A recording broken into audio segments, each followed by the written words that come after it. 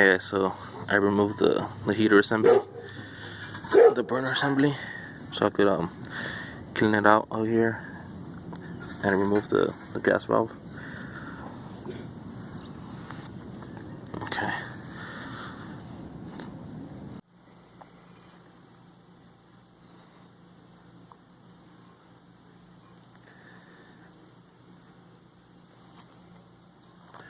Now this is an assemble right here in the middle. It shoots for your pilot for both burners, one on this side and one on the other side.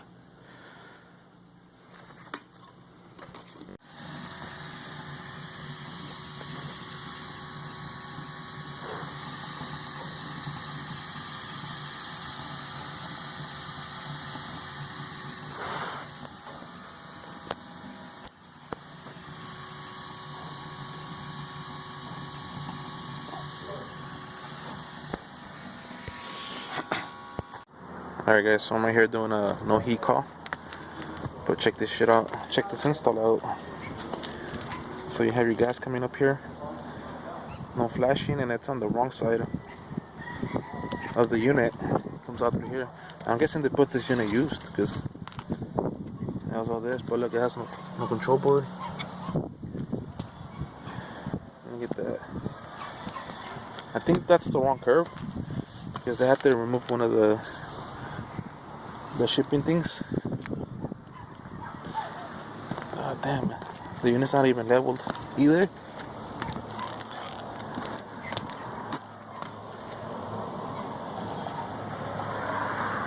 It's a little bit offset. Look at that PVC work. I guess that'll work. This thing's pretty dangerous.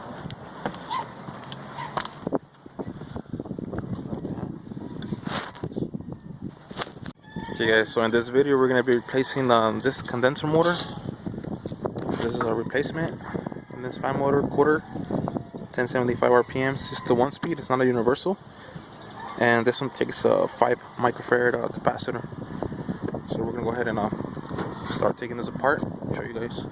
We have another one over there unit that I think the blower relay is bad. So we're going to go ahead and check that one out a little bit later. So before you start, always make sure you have the power off and just double check there's no incoming voltage, and then just remove all your screws from the grill, and then we'll remove this and cut the wires here, go into our control panel here. Okay, right here. Come more closer. Okay, so next thing, since we removed the motor from the housing itself from the. Okay, so next what we're gonna do is we're gonna remove this this X screw using your crescent wrench. As you can see, this should be easy to take off because it's flat to the hub. So all you have to do is just spin this off with the small crescent wrench. You could use the service wrench as well. This has been here for probably 20-30 years. So it's a little bit harder. Hopefully it comes out with one push.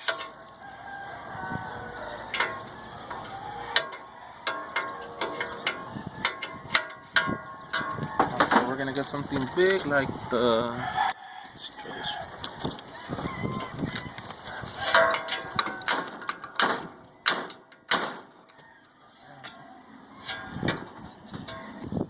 Okay, since it was really hard to actually just push it up because it's been here for a lot of years, so all the heat and all the oil that the motor's been leaking has been very stuck in there. So what I did is I put my channel locks on there and hold the blade, Joe. So to loosen it up from the shaft and that hub, you just spin the bottom right here like that, and it should loosen up the shaft a little bit. So now after it's loosened up, push it up, Joe. The blade up from the middle here. Okay, hold on. Just start pushing it up. There you go. See how it's going out? Try to just push it up. Don't hold the bottom. Just push it up from right here from the middle.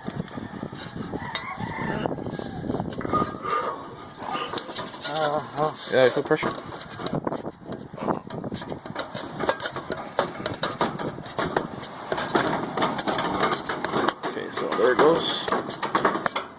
There it is. So no WD-40 needed. No Sandpaper. Well, you couldn't sand it down because it was really to the top of the shaft. But that's it.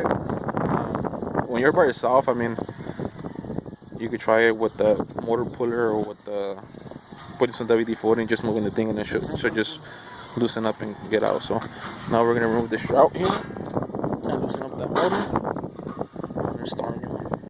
Okay, so we got our motor installed.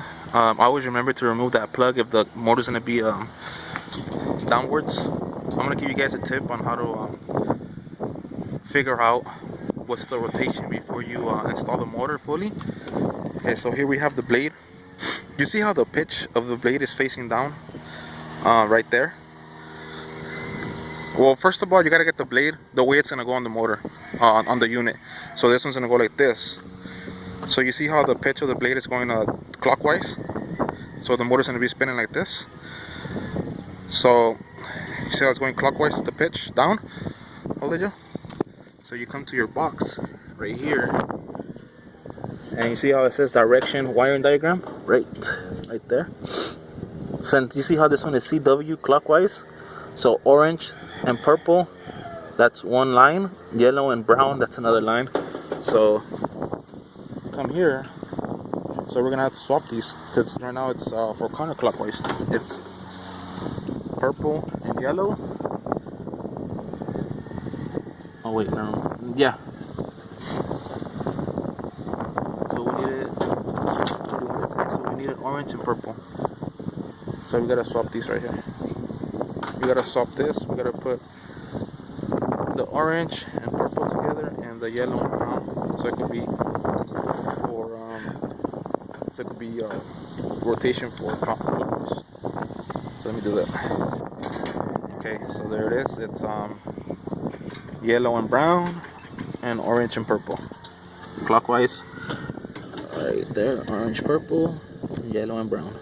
So go ahead and put the blade and get this nice and insulated with some electrical tape and some zip ties. Yes, there it is, the motor installed. As you can see, the motor spinning clockwise. So we're done fixing both of them. They're running in AC mode. We just had to replace the relay on this one because it wasn't energizing our blower motor for cooling. That's it.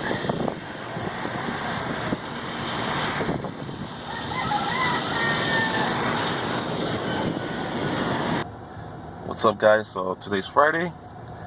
We're back with this unit. We're gonna do the duct testing and the fan walk, and I'll show you guys the process. So stay tuned.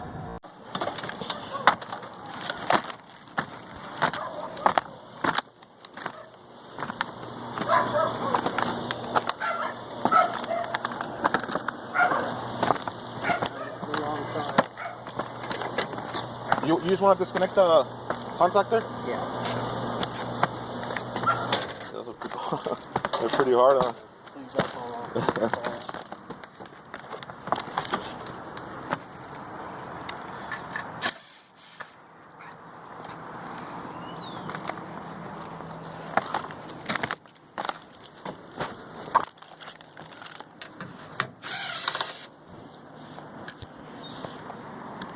Before I got here. Oh yeah, because I told them. Said, do you have an ETA? And I was like, about now.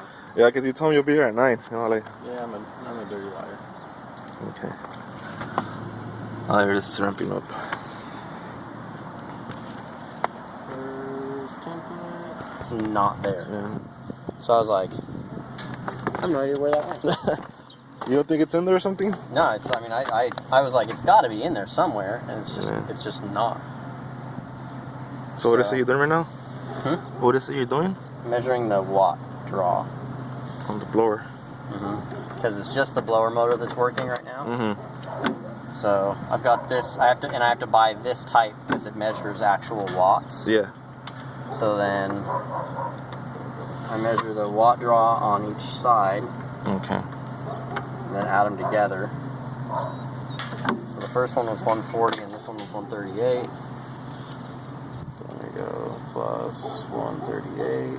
equals, so our total watt draw is 278. 278, okay. Which doesn't mean anything yet. Okay. I'll pull that power again. The only reason that I even do that is because I learned once, like I... Oh, you touched the high voltage, huh?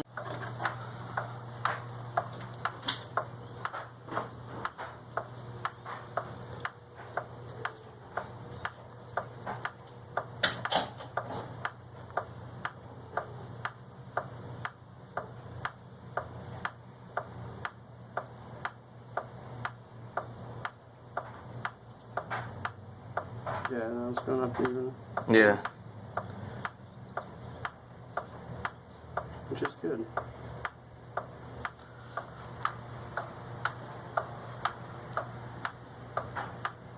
Keep climbing. Yeah, it really kicked on, so I think it takes a while for it to sit somewhere.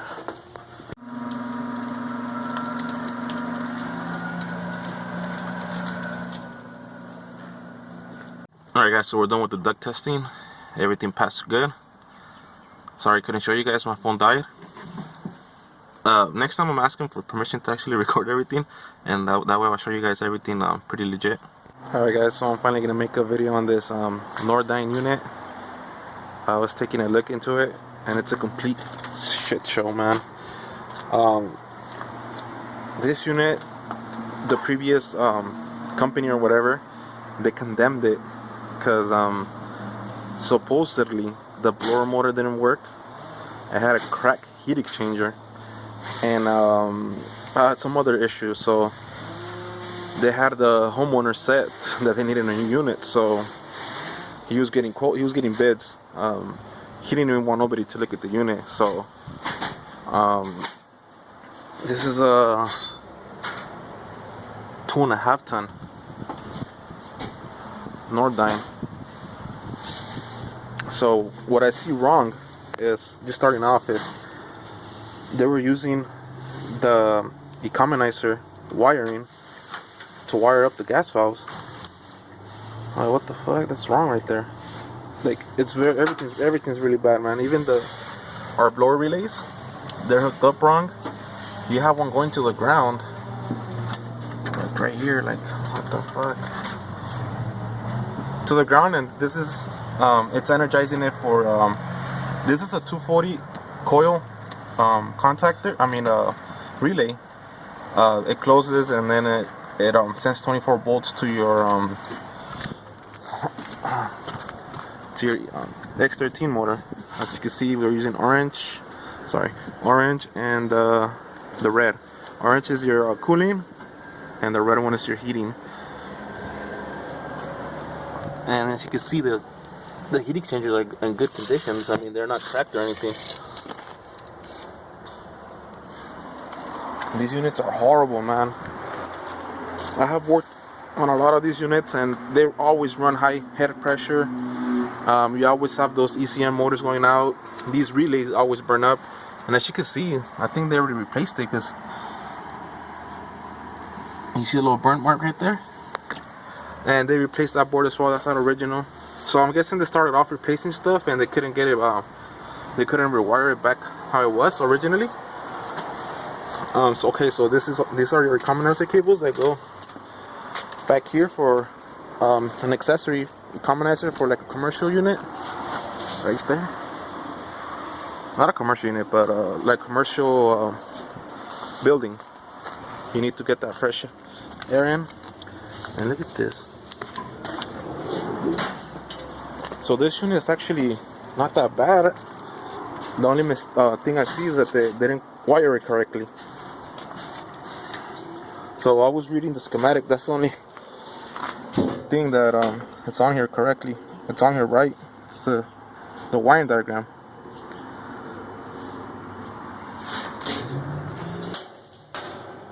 Okay, so let me get into it, and then I'll show you guys how I'm gonna rewire this, and then I'll tell you where everything goes.